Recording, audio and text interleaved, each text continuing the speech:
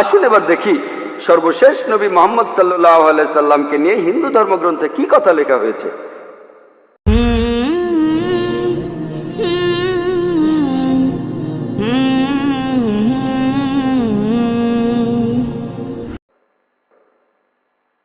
ভবিষ্য পুরাণায় উল্লেখ আছে 3 নম্বর পর্ব 3 নম্বর খণ্ড 3 অধ্যায় 10 থেকে 27 নম্বর শ্লোক।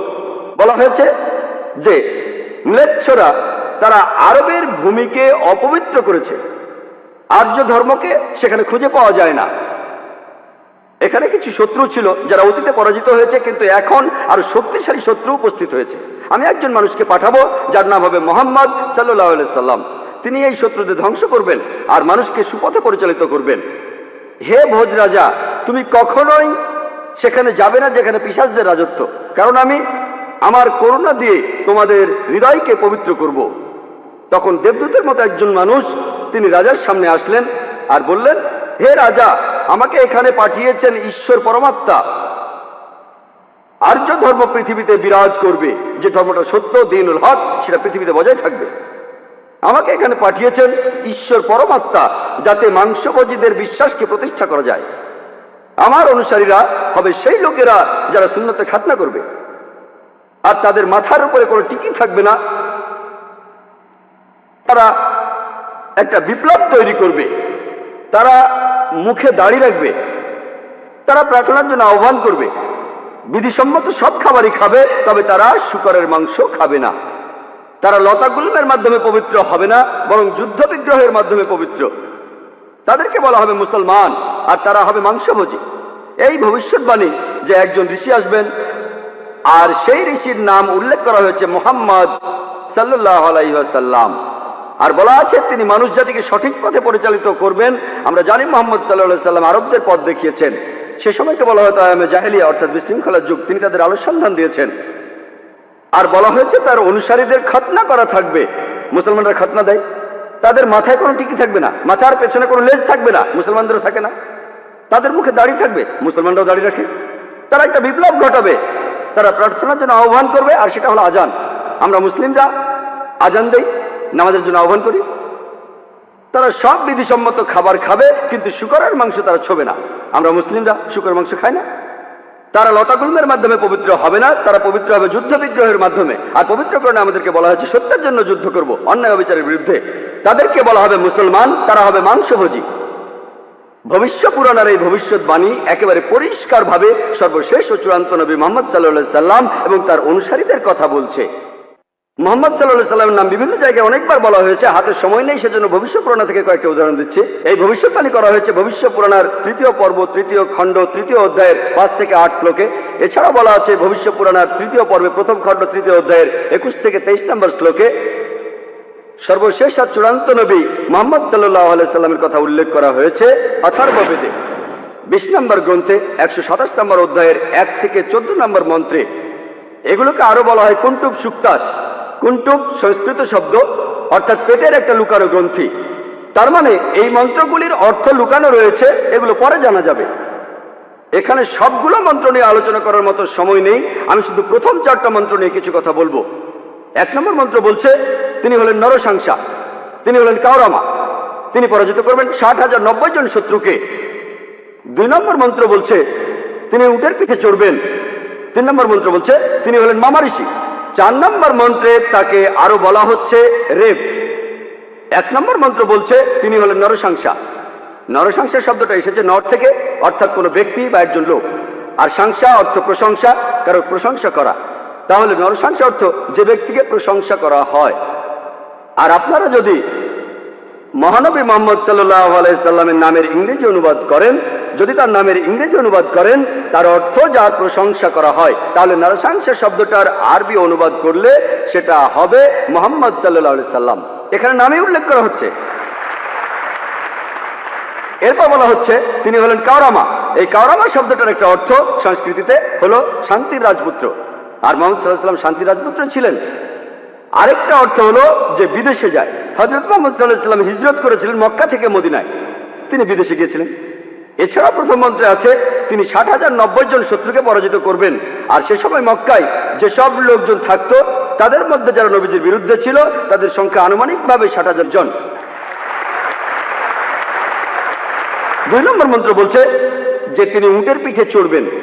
কোন ইন্ডিয়ান ঋষি, কোন ব্রাহ্মণই কখনো উটের পিঠে চড়বেন না, কারণ মনুস্মৃতিতে বলছে 11 নম্বর অধ্যায়ের 202 নম্বর অনুচ্ছেদে বলা হয়েছে একজন ব্রাহ্মণকে কোনো গাধা বা উটের পিঠে চড়তে নিষেধ করা হয়েছে।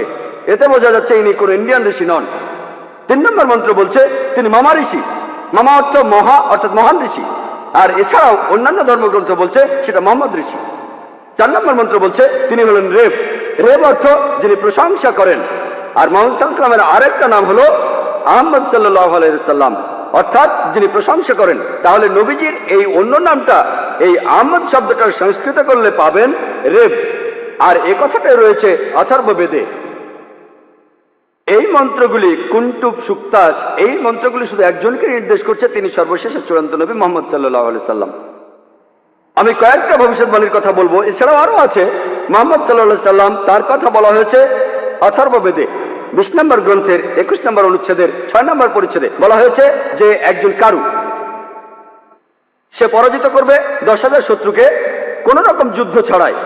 এখানে আহজাবের যুদ্ধের কথা বলা হচ্ছে, খন্দকের যুদ্ধের কথা পবিত্র কোরআনে সূরা আহজাবে আছে। আর কারু সংস্কৃত ভাষায় এর অর্থ যে ব্যক্তি প্রশংসা করে, যেটা মুহাম্মদ সাল্লাল্লাহু আলাইহি সাল্লামের দ্বিতীয় নাম আহমেদের অনুবাদ।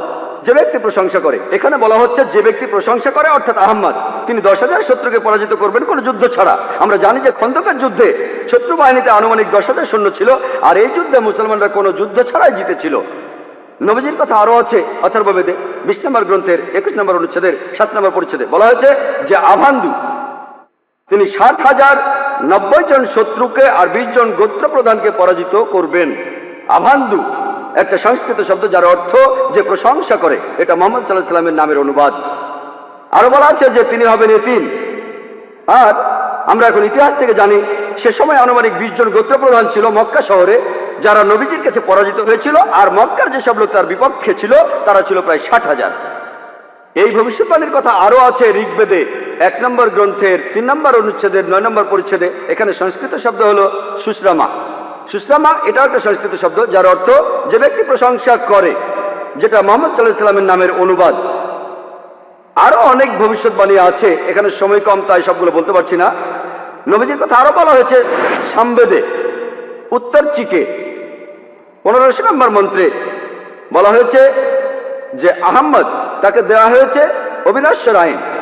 এখানে নবীজির নাম বলা হয়েছে আহমদ সাল্লাল্লাহু আলাইহি সাল্লাম, তাকে দেওয়া হয়েছে অবিনশ্বর আইন। পবিত্র কোরআন এটাই তার শরিয়া। কিন্তু যদি এই অনুচ্ছেদটার অনুবাদ পড়েন, আহমদ শব্দটা আসলে আরবি শব্দ, তারা এটার অনুবাদ করতে পারেনি, তাই লিখেছে আহাম মাটি।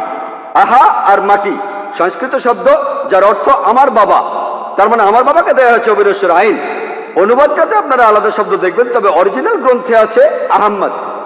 এই আহমদ শব্দটা হিন্দু ধর্মের অন্যান্য গ্রন্থগুলোতেও রয়েছে, যেমন আছে সামবেদে ইন্দ্র 2য় অধ্যায়ের 152 নম্বর মন্ত্রে নবীজিকে আহমদ বলে ডাকা হয়েছে যজুর্বেদে 31 অধ্যায়ের 18 অনুচ্ছেদে, ঋগ্বেদের 8 নম্বর গ্রন্থের 6 নম্বর অনুচ্ছেদের 10 নম্বর পরিচ্ছেদে। এছাড়া মহানবী সাল্লাল্লাহু আলাইহি সাল্লামকে বলা হয়েছে আহমদ, সেটা আছে অথর্ববেদের 8 নম্বর গ্রন্থের 5 নম্বর অনুচ্ছেদের 16 নম্বর পরিচ্ছেদে। এছাড়াও আছে অথর্ববেদের 20 নম্বর গ্রন্থের 126 অনুচ্ছেদের 14 পরিচ্ছেদে। মহানবী সাল্লাল্লাহু আলাইহি সাল্লামকে শুধু আহমদ নামে ডাকা হয়নি, আহমদ ওনার একটা নাম। তাকে আরো বলা হয়েছে নরসংসা অনেক জায়গায়, হিন্দু ধর্মগ্রন্থের অনেক জায়গায়। আর আমি আগেও বলেছি যে নরসংসা শব্দটা এসেছে নর থেকে, যার অর্থ একজন মানুষ বা একজন ব্যক্তি। আর সংসা যার অর্থ প্রশংসা, প্রশংসা করা। তাহলে নরসংসা অর্থ যে ব্যক্তির প্রশংসা করা হয়। এটাই হলো সর্বশেষ চূড়ান্ত নবী মুহাম্মদ সাল্লাল্লাহু আলাইহি সাল্লামের নামের সঠিক ইংরেজি অনুবাদ। নবীজিকে হিন্দু ধর্মের গ্রন্থগুলিতে অনেক জায়গায় নরসংসা বলে ডাকা হয়েছে। ঋগ্বেদের 1 নম্বর গ্রন্থের 13 নম্বর অনুচ্ছেদের 3 পরিচ্ছেদে, ঋগ্বেদের 1 নম্বর গ্রন্থের 18 অনুচ্ছেদের 9 পরিচ্ছেদে, ঋগ্বেদের 1 নম্বর গ্রন্থের 106 নম্বর অনুচ্ছেদের 4 পরিচ্ছেদে, ঋগ্বেদের 1 নম্বর গ্রন্থের 142 নম্বর অনুচ্ছেদের 3 পরিচ্ছেদে, ঋগ্বেদের 2 নম্বর গ্রন্থের 3 অনুচ্ছেদের 2 পরিচ্ছেদে, ঋগ্বেদের 5 নম্বর গ্রন্থের 5 অনুচ্ছেদের 2 নম্বর পরিচ্ছেদে,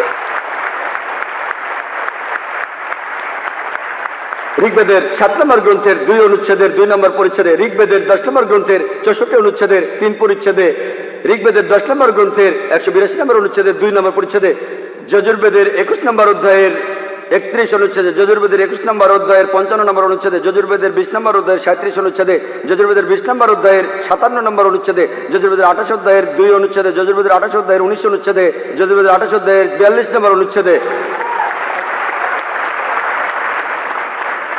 এখানে শুধু রেফারেন্সগুলোই অনেকক্ষণ বলা যাবে। যেখানে নবী মুহাম্মদ সাল্লাল্লাহু আলাইহি ওয়াসাল্লামের নাম উল্লেখ করা হয়েছে তাকে বলা হয়েছে নরশংসা, অনেক জায়গায় বলা হয়েছে হিন্দু ধর্মগ্রন্থের।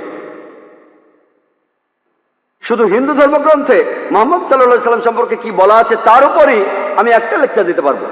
আমি শুধু আরেকটা ভবিষ্যৎবাণী কথা বলবো কলকি অবতার সম্পর্কে। আর নবীজিকে কলকি অবতার বলা হয়েছে ভগবত পুরাণায়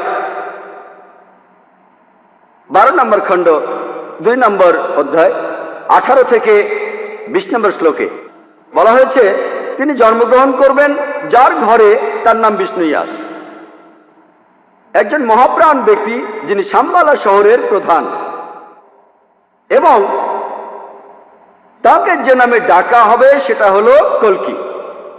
19 আর 20 নম্বর মন্ত্র বলছে যে তিনি হবেন এই পৃথিবীর সর্বময় প্রভু। তার থাকবে কিছু অসাধারণ চারিত্রিক গুণাবলী এবং তার থাকবে 8টি বিশেষ বৈশিষ্ট্য। 8টি বিশেষ বৈশিষ্ট্য তাকে দেয়া হবে একটি বাহন, একটি ঘোড়া দেবদূত নিয়ে আসবে, আর তিনি একটি ঘোড়ায় চড়বেন, তার হাতে থাকবে তরবারি, তিনি শত্রুদের পরাজিত করবেন আর ফেরেশতারা তাকে সাহায্য করবে। এছাড়াও বলা আছে ভগবত পুরাণায় 1 নম্বর খণ্ডে 3 নম্বর অধ্যায়ের 25 নম্বর শ্লোকে যে তিনি জন্মগ্রহণ করবেন কলিযুগে। কলকি অবতার জন্ম নেবেন কলিযুগে, যে সময় রাজারা ব্যবহার করবে ডাকাতের মতো। আর তিনি জন্মগ্রহণ করবেন বিষ্ণু ইয়াসের ঘরে এবং তার নাম হবে কলকি। একই কলকি অবতারের নাম উল্লেখ করা হয়েছে কলকি পুরাণায় 2 নম্বর অধ্যায়ের 4 অনুচ্ছেদে। বলা হয়েছে যে তিনি জন্মগ্রহণ করবেন বিষ্ণু ইয়াসের ঘরে। কলকি পুরাণা 2 নম্বর অধ্যায়ের 5 অনুচ্ছেদে বলছে তাকে সাহায্য করবে তার 4 জন সহচর তার ধর্ম প্রচার করতে। কলকি পুরাণা 2 নম্বর অধ্যায়ের 7 অনুচ্ছেদে বলা হচ্ছে যে দেবদূতরা তাকে যুদ্ধক্ষেত্রে সাহায্য করবে। কলকি পুরাণা 2 নম্বর অধ্যায়ের 11 অনুচ্ছেদে বলছে যে তিনি জন্মগ্রহণ করবেন বিষ্ণু ইয়াসের ঘরে এবং সুমতির গর্ভে। আর কলকি পুরাণা 2য় অধ্যায়ের 15 অনুচ্ছেদ বলছে যে তিনি মাদল মাসের প্রথম অর্ধাংশে জন্ম নেবেন। শুধুমাত্র কলকি অবতারের উপরে একটা লেকচার দেওয়া যায়। আমি এখানে সংক্ষেপে একটা পয়েন্ট বলছি। এই ভবিষ্যৎবাণী এগুলো বলছে 1 নম্বর পয়েন্ট, বলা হয়েছে যে কলকি অবতার তার বাবার নাম সেটা হবে বিষ্ণু ইয়াস। বিষ্ণু ইয়াসের অর্থ দাঁড়াবে যে বিষ্ণুর উপাসনা করে, যে ঈশ্বরের উপাসনা করে। আর আমাদের প্রিয় নবী মুহাম্মদ সাল্লাল্লাহু আলাইহি ওয়াসাল্লামের বাবার নাম ছিল আব্দুল্লাহ। এটার অর্থ যে আল্লাহর উপাসনা করে, যে ঈশ্বরের উপাসনা করে। 2 নম্বর পয়েন্ট, কলকি অবতার যে মায়ের গর্ভে জন্মাবে তার নাম হবে সুমতি। যদি আপনি সুমতি শব্দটার ইংরেজি অনুবাদ করেন অর্থ দাঁড়াবে শান্তি। আর আমাদের নবীজির মায়ের নাম ছিল আমিনা, যার ইংরেজি অর্থ করলে দাঁড়ায় শান্তি। এরপরে বলা হয়েছে তিনি যেখানে জন্মাবেন সেই গ্রামের নাম হবে শাম্বালা। শাম্বালা শব্দটার অনুবাদ করলে অর্থ দাঁড়াবে একটি শান্তিপূর্ণ এলাকা। আমরা জানি মুহাম্মদ সাল্লাল্লাহু আলাইহি ওয়াসাল্লাম মক্কায় জন্মেছিলেন। মক্কার আরো একটা নাম ছিল দারুল আমান, অর্থাৎ কোন একটি শান্তিপূর্ণ এলাকা। তাহলে একথাও বলা আছে যে তিনি মক্কায় জন্মাবেন। এছাড়াও বলা আছে যে তিনি জন্মগ্রহণ করবেন শাম্বালা শহরের প্রধানের ঘরে। আমরা জানি যে তিনি মক্কার প্রধান ব্যক্তির ঘরে জন্মেছিলেন। তিনি মক্কার প্রধান ব্যক্তির ঘরে জন্মেছিলেন, কুরাইশ গোত্রে জন্মেছিলেন। আরো বলা আছে তিনি মাধব মাসের প্রথম অর্ধাংশে 12 তারিখে জন্মাবেন। আমরা জানি যে মুহাম্মদ সাল্লাল্লাহু আলাইহি সাল্লাম রবিউল আউয়াল মাসে প্রথম অর্ধাংশে জন্মেছিলেন 12 তারিখে। এই ভবিষ্যৎবাণী যে তিনি মাধব মাসের 12 তারিখে জন্মাবেন, এটার অর্থ রবিউল আউয়াল মাসের 12 তারিখে। এছাড়া আরো বলা আছে যে এই কলকি অবতার তিনি হবেন সর্বশেষ ঋষি। ঠিক এই কথাটাই কোরআনে আছে।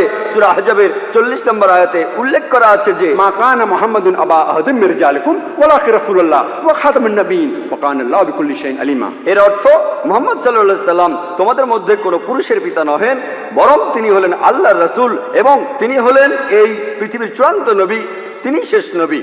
নিশ্চয়ই আল্লাহ সর্ববিষয়ে জ্ঞাত। আরো বলা আছে যে এই কলকি অবতার জ্ঞান আরোহণ করবেন পরশুরামের কাছ থেকে, অর্থাৎ মহান স্রষ্টা একটা পাহাড়ের উপর। আমরা জানি মুহাম্মদ সাল্লাল্লাহু আলাইহি ওয়াসাল্লাম প্রথম আয়াতটা তিনি পেয়েছিলেন গারে হেরায়, জাবলে নূরে, অর্থাৎ নূরের পাহাড়ে, গারে হেরায়। এখানে আরো বলা আছে যে তিনি এরপর উত্তরে গিয়ে আবার ফিরে আসবেন। আমরা জানি মুহাম্মদ সাল্লাল্লাহু আলাইহি ওয়াসাল্লাম মক্কা থেকে উত্তর হিজরত করে মদিনায় গিয়েছিলেন, তারপর মক্কা জয় করে ফিরে এসেছিলেন। আরো বলা আছে যে এই কলকি অবতার তিনি পুরো পৃথিবীর মানুষের জন্য একটি দৃষ্টান্ত। তার চরিত্র হবে একেবারে নিষ্কলঙ্ক। আল্লাহ পবিত্র কোরআনে বলছেন, সূরা কালামের 4 নম্বর আয়াতে উল্লেখ করা আছে যে অবশ্যই তুমি অধিষ্ঠিত হইবে সর্বোচ্চ মহান চরিত্রে। এছাড়াও বলা আছে যে কলকি অবতারের 8টি বিশেষ গুণ থাকবে। কলকি পুরাণা এবং ভাগবত পুরাণায় এই 8টি বিশেষ গুণ হল জ্ঞান, আত্মসংযম, অভিজাত বংশ, reveal knowledge, সাহস, দানশীলতা, মহানুভবতা আর পরিমিত কথা। আর নবী মুহাম্মদ সাল্লাল্লাহু আলাইহি সাল্লামের এই 8টা গুণের সবগুলোই ছিল। এছাড়া আরো বলা আছে যে তিনি হবেন এই পৃথিবীর শিক্ষক।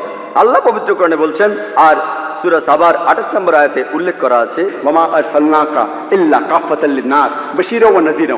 আমি তো তোমাকে সমগ্র মানব জাতির জন্য প্রেরণ করিয়াছি তাহাদের সংবাদদাতা ও সতর্ককারী রূপে, কিন্তু অধিকাংশ মানুষই তাহা জানে না। এরপর আরো বলা আছে যে এই কলকি অবতার তাকে সর্বশক্তিমান ঈশ্বর একটি বাহন দেবেন। আমরা জানি মুহাম্মদ সাল্লাল্লাহু আলাইহি ওয়াসাল্লাম তিনি বোরাকে চড়েছিলেন, বোরাকে চড়ে তিনি মেরাজে গিয়েছিলেন, আল্লাহর কাছে গিয়েছিলেন। আরো বলা আছে এই কলকি অবতার ঘোড়ায় চড়বে আর হাতে তরবারি থাকবে। আমরা জানি মুহাম্মদ সাল্লাল্লাহু আলাইহি ওয়াসাল্লাম যত যুদ্ধ হয়েছিল বেশিরভাগ যুদ্ধেই তিনি ছিলেন, বেশিরভাগ যুদ্ধ ছিল আত্মরক্ষার উদ্দেশ্যে। আর যদিও তিনি সবার নেতা ছিলেন, তবুও সব যুদ্ধেই তিনি ছিলেন, সেখানে ঘোড়ায় চড়েছিলেন আর তিনি ডান হাতে একটা তরবারি ধারণ করতেন। এরপর আরো বলা আছে যে এই কলকি অবতারকে সাহায্য করবে 4 জন সহচর, যাতে সত্যের ধর্ম তিনি প্রচার করতে পারেন। বোঝাই যাচ্ছে এখানে বলা হচ্ছে 4 খলিফার কথা, খোলাফায়ে রাশিদিন, হযরত আবু বকর, হযরত ওমর, হযরত ওসমান, হযরত আলী, আল্লাহ তাদের সবার উপর সন্তুষ্ট হন। পরে তারা হয়েছিলেন খোলাফায়ে রাশিদিন, সঠিক নির্দেশ পালনকারী ইসলামের খলিফা, ইসলামকে ছড়িয়ে দিয়েছেন। আর বলা আছে যে এই কলকি অবতার শত্রুকে পরাজিত করবে আর মানুষকে সঠিক পথে নিয়ে আসবে। আমরা জানি মুহাম্মদ সাল্লাল্লাহু আলাইহি ওয়াসাল্লাম শত্রুকে পরাজিত করেছিলেন আর আরবদের তিনি আয়ামে জাহেলিয়া থেকে, অজ্ঞতার যুগ থেকে সত্যের পথে এনেছিলেন। আরেকটা কথা বলা আছে যে দেবদূতরা তাকে যুদ্ধের ময়দানে সাহায্য করবে। আমরা জানি মুহাম্মদ সাল্লাল্লাহু আলাইহি ওয়াসাল্লামকে ফেরেশতারা বিভিন্ন যুদ্ধে সাহায্য করেছিলেন, যেমন বদরের যুদ্ধে। পবিত্র কোরআনেও আছে সূরা আল ইমরানের 123 থেকে 25 নম্বর আয়াতে উল্লেখ আছে। এছাড়াও সূরা আনফালের 8 এবং 9 নম্বর আয়াতে উল্লেখ আছে। তাহলে এই কলকি অবতারের ভবিষ্যৎবাণীর সাথে আর কাউকে মেলানো যায় না, শুধু মেলানো যায় সর্বশেষ ও চূড়ান্ত নবী মুহাম্মদ সাল্লাল্লাহু আলাইহি ওয়াসাল্লামকে।